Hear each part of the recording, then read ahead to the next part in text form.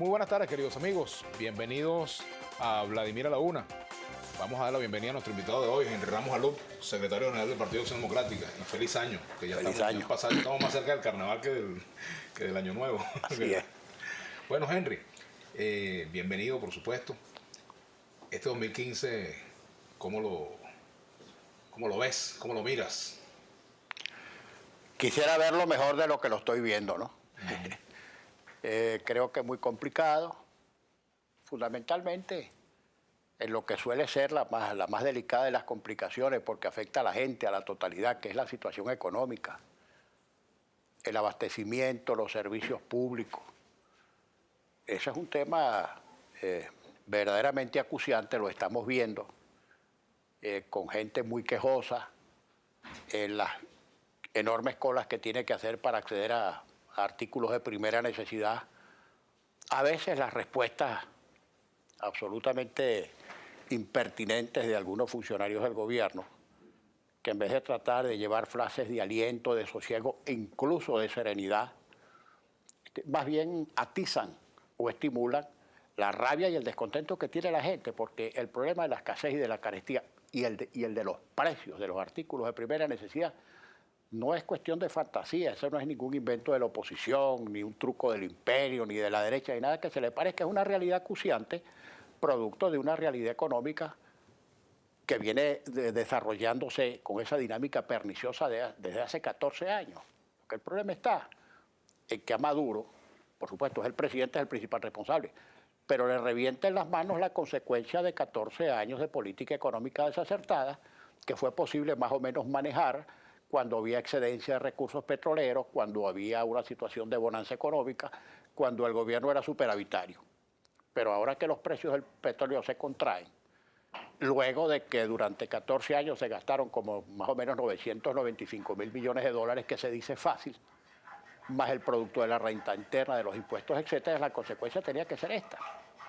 Ahora, no hay situaciones fatales ni incorregibles en los países. Es necesario, por supuesto que es necesario, que se salga de este atolladero, pero para salir de este atolladero hay que tomar medidas económicas, que quien las tiene que tomar es el gobierno. No puede seguir aferrado ni amarrado a su fundamentalismo y sobre todo atrapado por sectores radicales de su sector, de su lado, que cada vez que va a introducir alguna corrección le dicen que está traicionando la memoria del comandante eterno, que está traicionando el proyecto revolucionario, que son medidas fondomonetaristas, neoliberales, etcétera, etcétera. Si no corrige el rumbo económico tomando las medidas que tiene que tomar, este gobierno va a seguir complicándose desde el punto de vista económico y eso va a derivar en situaciones de desasosiego, de crisis, de eventuales estallidos y que sabe uno qué pueda pasar. Ahora, Henry, frente a eso, fíjate tú, se habla mucho de que el gobierno tiene que tomar las medidas, hay que tomar las medidas, pero pocos dicen, yo apoyo que se tomen esas medidas y son estas, por ejemplo. Mira, el gobierno no puede detenerse en eso que parece así lógico dicho,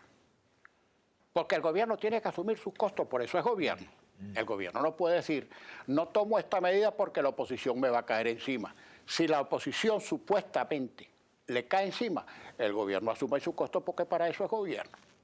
Asuma porque usted es gobierno y tiene que tomar decisiones.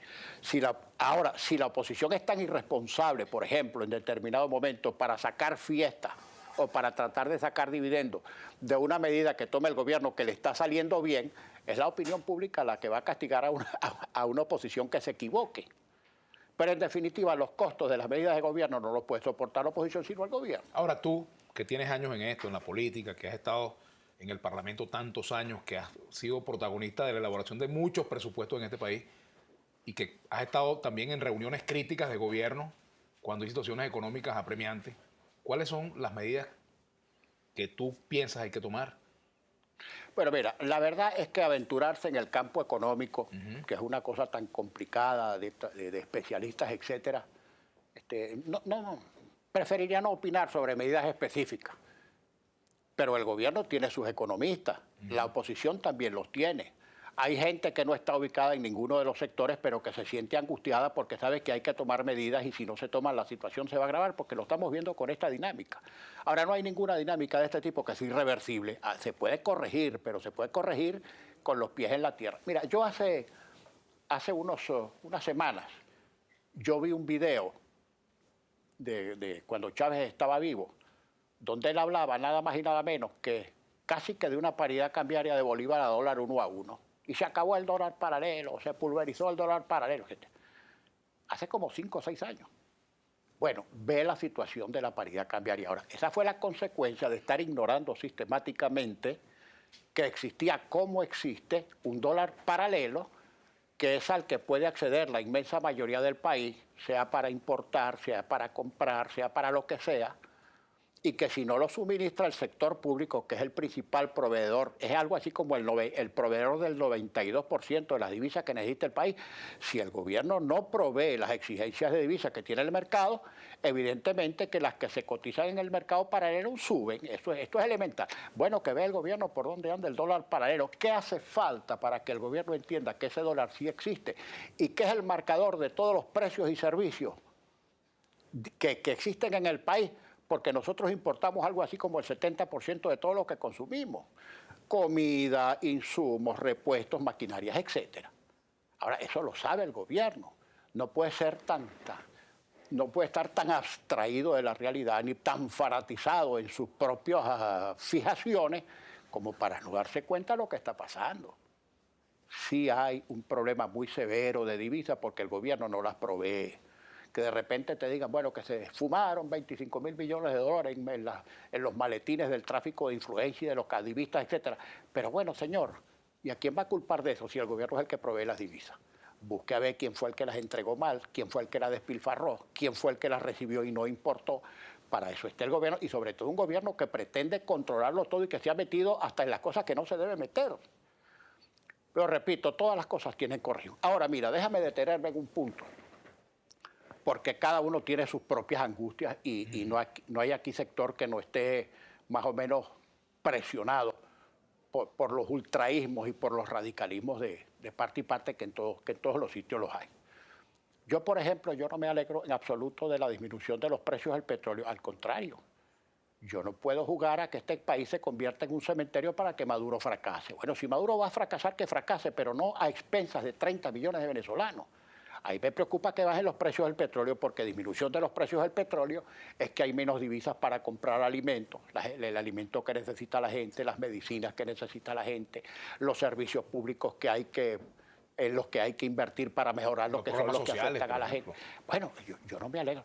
¿Cómo puede ser alguien tan irresponsable como para decir estoy feliz porque estoy viendo en las colas y esto es para demostrar la incapacidad del gobierno? La incapacidad del gobierno no se va a demostrar solo con las colas, sino con el fracaso de una gestión total que pasa porque haya colas o porque no haya colas. Porque tampoco porque desaparezcan las colas el gobierno no va a triunfar económicamente, porque es una cosa estructural muy compleja, muy comprometida. Bueno, yo no me alegro que bajen los precios del petróleo.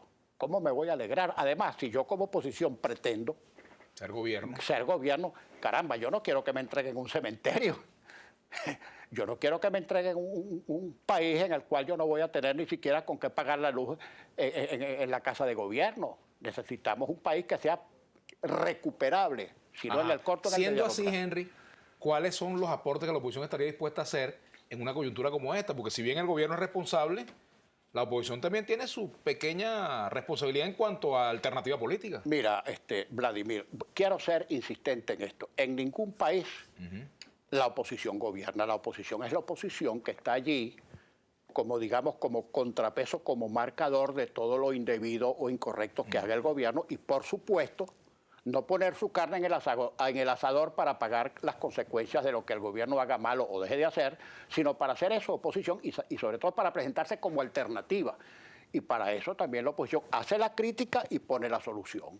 Hace la crítica y propone algo. A ver si convence a la gente, porque muchas veces la oposición puede criticar, aquí o en cualquier parte puede criticar, pero su propuesta no convence a la gente.